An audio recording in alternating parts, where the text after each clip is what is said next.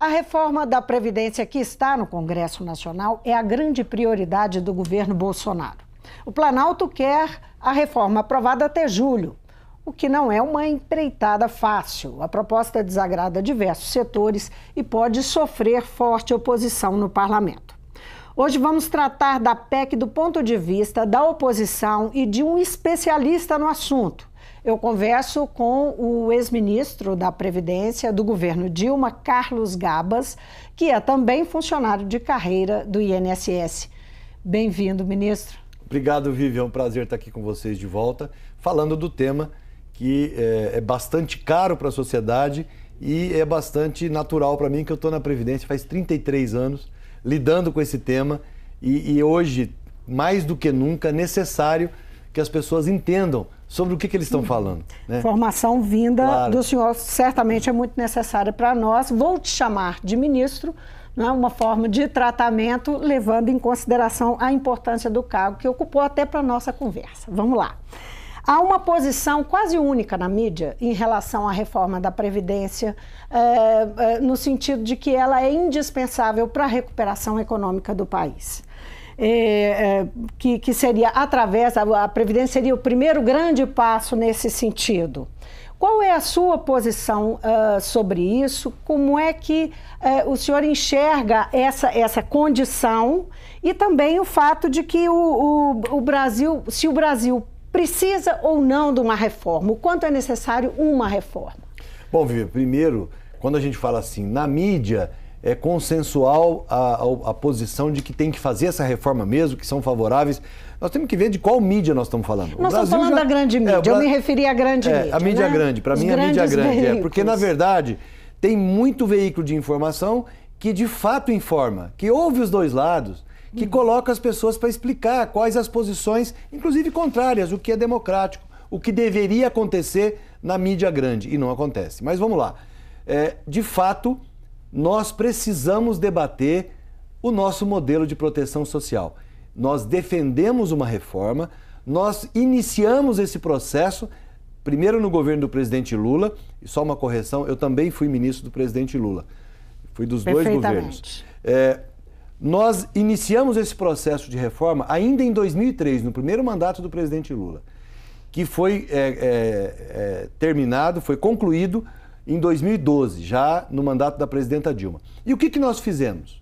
Que o governo Bolsonaro está dizendo que vai fazer, já está feito. De 2012, de quando nós concluímos esse processo de reforma, ela foi regulamentada, todo servidor público, de qualquer poder da União, legislativo, executivo, judiciário, então um juiz que fizer concurso, que fez concurso de lá para cá, vai se aposentar com R$ 5.800. Vai se aposentar com o teto do regime geral de previdência. Então nós já unificamos. O que ele receber a mais será aposentadoria complementar. Isso. Aí o que nós fizemos? Claro que nós não vamos exigir que todo servidor público federal, porque tem salários bastante diferentes no serviço público federal, mas nós não vamos exigir que ele viva com 5.800. Se ele quiser ganhar mais do que os 5.800, ele tem que aderir a um plano de previdência complementar oferecido pelo governo federal, que é patrocinado pelo governo federal. Então ele pode contribuir com até 8,5% da sua renda e o governo também aporta 8,5%. É paritária a contribuição. Até esse valor, acima disso não tem nenhuma obrigação. Que é uma coisa muito distante do que está sendo proposto totalmente diferente. Nós vamos falar sobre isso, totalmente diferente. Então, nós sabemos que nós precisamos reorganizar o sistema, Vivian. Por quê? Porque a sociedade evolui, as regras evoluem, nós precisamos evoluir também. Então o senhor é a favor de uma reforma? Totalmente. Agora, e provamos isso. Em 2015, eu estava ministro, a presidenta Dilma, por sugestão nossa, criou um decreto instituindo o Fórum Nacional de Trabalho e Previdência para debater com os empresários, com os trabalhadores, com os aposentados e o governo, quais as mudanças que nós precisamos fazer. E nós precisamos fazer mudanças. Claro que precisamos. Antes de eu perguntar vamos lá. Por exemplo, que mudanças são essas? Eu vou dar um exemplo meu. Antes de entrar na Previdência, eu fiz o concurso da Previdência em 85, eu fui bancário. Lá na década de 80, você deve se lembrar que os bancos não tinham tecnologia nenhuma. Então tinha muito funcionário, tinha muito servidor nos bancos. O sindicato dos bancários era poderosíssimo. Hoje, sim, continua. Hoje, a estimativa é que não tem 20% daquela mão de obra. Então vamos pensar, a principal fonte de financiamento da Previdência, da Seguridade, é folha de salários. Contribuição de 20% dos empregadores, 8 a 11 dos empregados. Ela responde por quase 70% da arrecadação. Então nós temos um sistema pendurado em folha de salários. Olha, vamos ver o que aconteceu com os bancos. Nós perdemos, de lá para cá, 80% da força de trabalho. Numa conta rasa, nós perdemos 80% da base de arrecadação para os bancos. A pergunta é, os bancos perderam 80% do lucro ou do faturamento? Claro que não. Então, o mercado de trabalho substitui gente por tecnologia. Por que foram demitidos tantos bancários? Porque se criou internet banking, se criou a internet mesmo, né? O acesso, os terminais, ou seja, a tecnologia substituiu gente. É preciso debater, e olha o detalhe, é preciso debater com os empresários como você migra essa base. Como você sai da dependência de folha de salários para valor agregado, ou faturamento, ou lucro. Nós não queremos impor isso. Nós queremos chamá-los à mesa. Porque hoje, o empresário que emprega mais tem um peso maior na sua folha e contribui mais com a Seguridade. Empresas que não têm empregados, que têm alto lucro, contribuem menos para a Seguridade. Então nós precisamos fazer esse debate. Sim, pois é, mas esse governo, vamos tratar então do que está acontecendo objetivamente. Esse governo não fez, não abriu um debate. Ele levou ao Congresso Nacional uma proposta que naturalmente vai ser debatida no Congresso. Claro. E nós queremos debater na sociedade. Exatamente, mas vai ser, de alguma forma, ganha o debate. Sim, claro, na sociedade por conta mas não da exposição. Por iniciativa do governo, é isso não que a gente por iniciativa critica. do governo. Então é um erro de forma. E há pontos que estão sendo colocados que trariam mudanças, digamos, fundamentais, né? A forma como as pessoas vão se aposentar. Então eu vou começar por um desses pontos, que é o modelo de capitalização. Hoje nós temos um sistema que é um sistema solidário. Isso. Não é? De repartição simples. Isso. Quem está hoje trabalhando está pagando a aposentadoria de quem já está... de quem já está aposentado, de quem está por vir. É um pacto entre gerações. Não é isso? Exatamente. Então, o que eu queria era, então, começar pela capitalização. Como se houver a capitalização e o que isso pode mudar? Então, vamos separar as coisas. O modelo de capitalização, ele é desejável como complemento de renda. Então, nós fizemos isso. Para esses servidores que eu relatei aqui para você no início, servidores federais, que se aposentarem, vão receber R$ 5.800 da União. Acima disso, ele tem o seu fundo, uma entidade fechada de previdência complementar. No nosso caso, nós defendemos sem fins lucrativos. Ela é uma entidade onde todo o resultado volta para os participantes. E mais, o que é importantíssimo, os participantes, os servidores, têm participação na gestão dessa entidade. Ela é paritária. Metade é eleita e metade... Porque se você deixar tudo na mão do governo, você tem um risco enorme daquilo se deteriorar, como aconteceu aqui no Fundo de Previdência dos Servidores de Minas, que um dos governadores, se não me engano foi a Anastasia, pegou o fundo, diluiu esse fundo, gastou todo o dinheiro e agora não tem dinheiro para pagar as aposentadorias. Isso não pode acontecer. O fundo é um recurso sagrado do servidor que está lá contribuindo, ele precisa fiscalizar e acompanhar. Então, como complemento de renda, nós defendemos. O que o governo propõe? A capitalização como substituição do modelo básico. Isso não funciona. A capitalização é que nem aquele investimento que eu faço com uma poupança privada. É uma poupança individual. Então, olha a lógica do sistema. Primeiro eu vou explicar a lógica, depois eu vou dizer onde ele foi implantado e por que não funciona. A lógica, o Paulo Guedes está dizendo o seguinte, ele foi na televisão e disse, olha, esse sistema de repartição está obsoleto, ele é ultrapassado e ele é inviável. Isso não é verdade, Vivian. Porque se ele fosse obsoleto, ultrapassado e inviável, a Europa não tinha mantido esse sistema.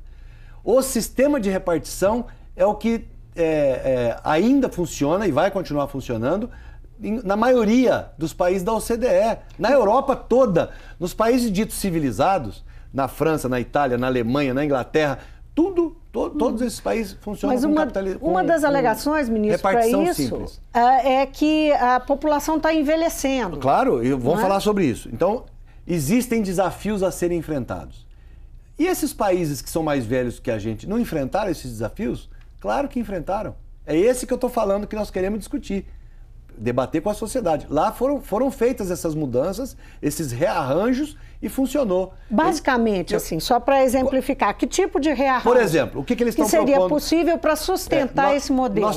Nós temos que ficar atentos, porque o governo, o Paulo Guedes propõe, o Bolsonaro propõe o seguinte: vamos desconstitucionalizar, e a PEC faz isso, a PEC 6 faz isso, desconstitucionaliza as regras da Previdência, tira tudo da Constituição.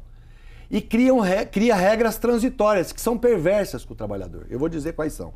Mas, ao mesmo tempo que ele desconstitucionaliza isso, ele já diz que uma lei complementar e leis ordinárias vão dizer quais são as novas regras. Ou seja, nós perdemos todas as garantias constitucionais do modelo de seguridade social. E é esse que eu falo, Vívia, que nenhum país civilizado abriu mão.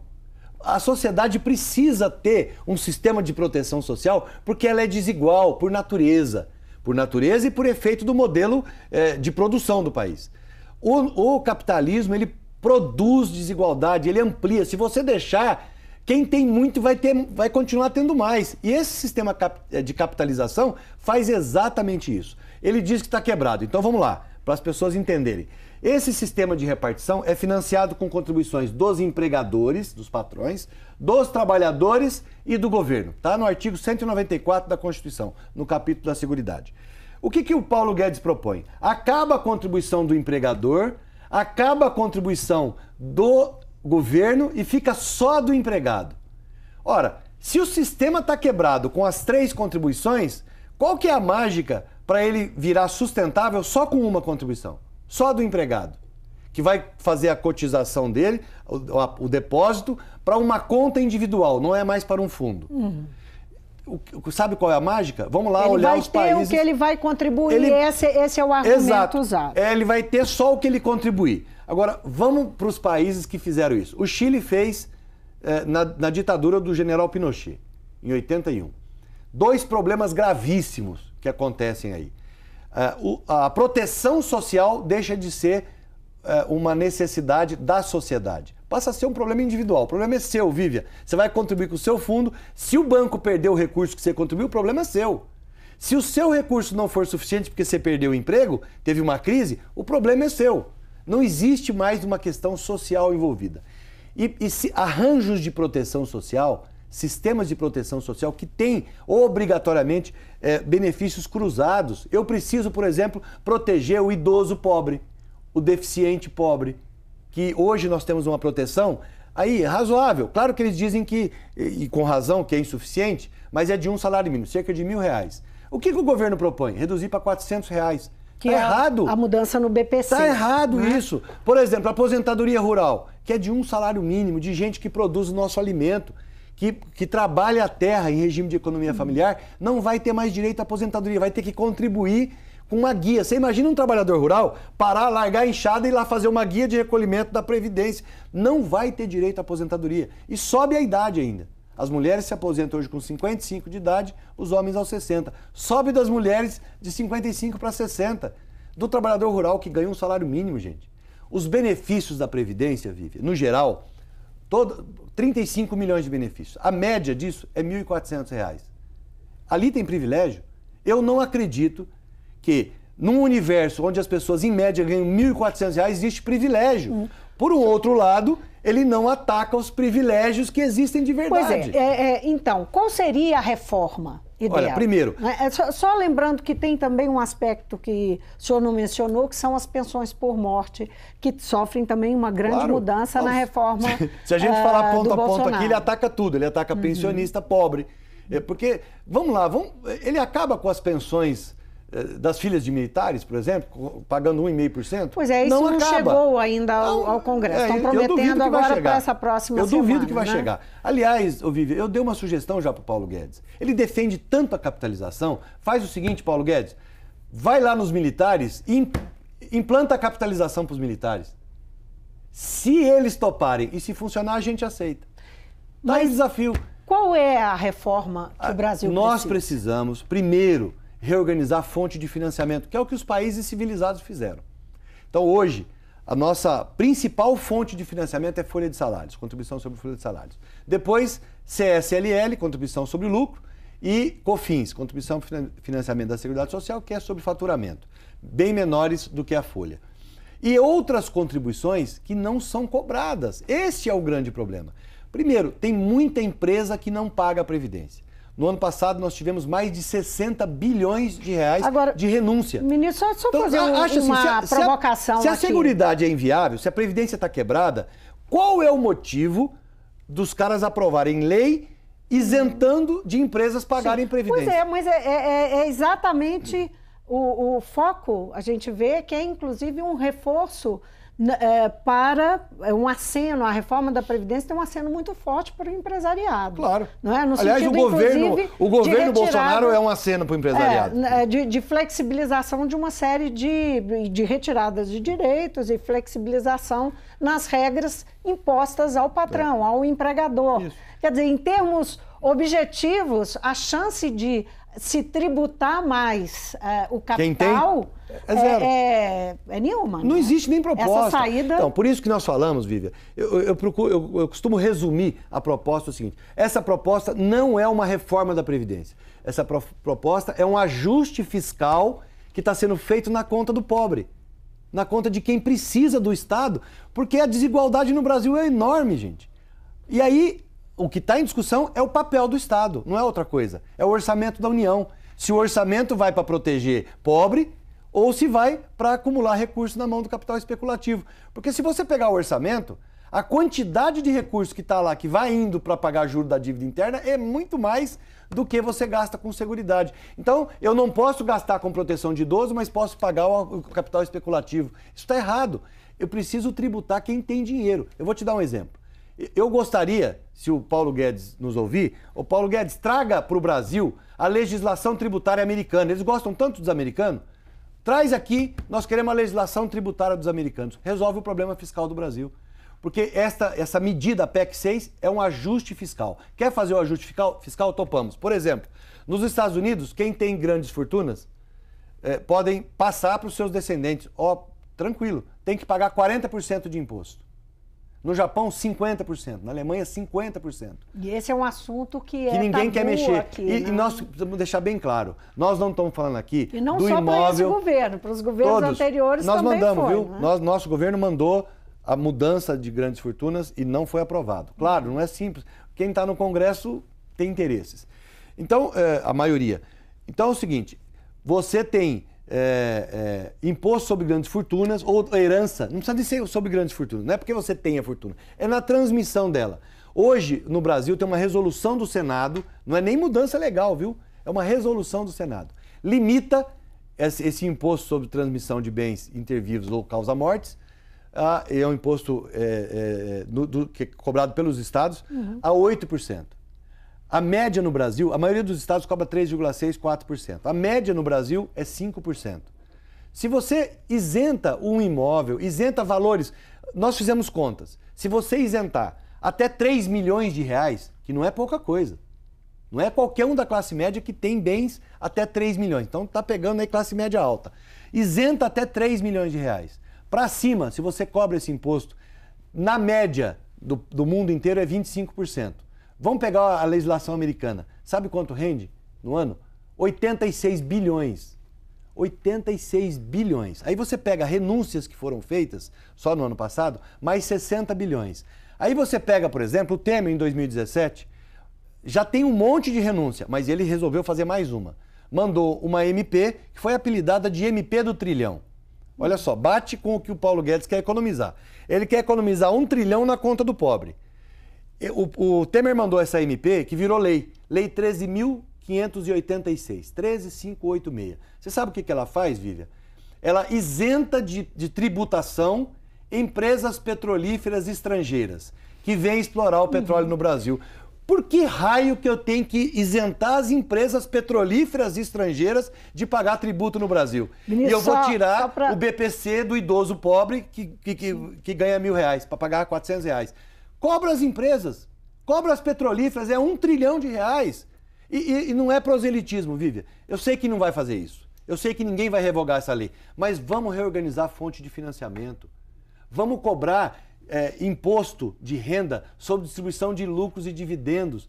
Só o Brasil e a Estônia, no mundo inteiro, que não cobram imposto de renda sobre distribuição de lucros e dividendos. Mas agora eu vou precisar fazer uma última pergunta, porque o nosso tempo realmente está expirando. A campanha do governo investe, a campanha da reforma, né, que eles estão fazendo, investe na ideia de diminuir desigualdades, cortar privilégios, que é um assunto, que é uma abordagem que tem apelo. Claro que não tem. E aí? Isso não seria realmente fazer alíquotas para o servidor público, criar outras regras para o serviço público em relação a essas alíquotas progressivas? Claro. Não seria um fator de equilíbrio? Não é um lado, digamos, positivo dessa reforma? O que dizer disso? Nós concordamos. A alíquota progressiva, nós concordamos. Mas por que só em cima do servidor público? Por que não no imposto de renda? O Brasil é um dos que mas o imposto de renda tem, né? Uma alíquota progressiva. É limitadíssima. Sim. Limitadíssima. Aí Começa a cobrar imposto de renda. A tabela é outra coisa. Começa a cobrar imposto de renda de peão que ganha 1.900 conto. Tá errado. E para em 27,5. Os países civilizados, Estados Unidos, por exemplo, cobra, que eles chamam de civilizados, né? Tudo bem, vamos admitir que seja, cobra 35% de alíquota. A maioria dos países que tem sistemas tributários mais avançados, cobram de quem tem muito mais. Chega a 40%. Por que aqui para em 27,5%? Então, assim, nós topamos, a alíquota progressiva nós topamos. O problema é que, para os estados e municípios, ela cai a arrecadação brutalmente, você tem que compensar. Porque a alíquota progressiva é para quem ganha muito. Nos estados, é pouquinha gente que ganha acima do teto. É uma classe pequena que ganha acima do teto. A maioria dos servidores públicos nos estados, professores, policiais militares, atendentes de saúde, normalmente é quem vai se lascar com essa proposta deles aí. A proposta deles é para tirar do pobre e para concentrar na mão do rico. Isso a gente não pode topar. É claro que, num contexto de discussão na sociedade, nós também proporíamos alíquotas progressivas, compensando estados e municípios, não tem problema. Agora, não é essa a ideia. A ideia deles é implantar a capitalização para favorecer a rentabilidade do sistema financeiro. E aí, para nós, isso é ajuste fiscal para prejudicar o pobre e para botar na conta da sociedade brasileira uma conta que não é dela. A Previdência precisa de organização, a Previdência precisa de reorganizar o seu sistema de financiamento, basicamente. A Previdência precisa, sim, debater um aumento da idade média de aposentadoria para as aposentadorias por tempo de contribuição. 2/3 das aposentadorias no Brasil são por idade.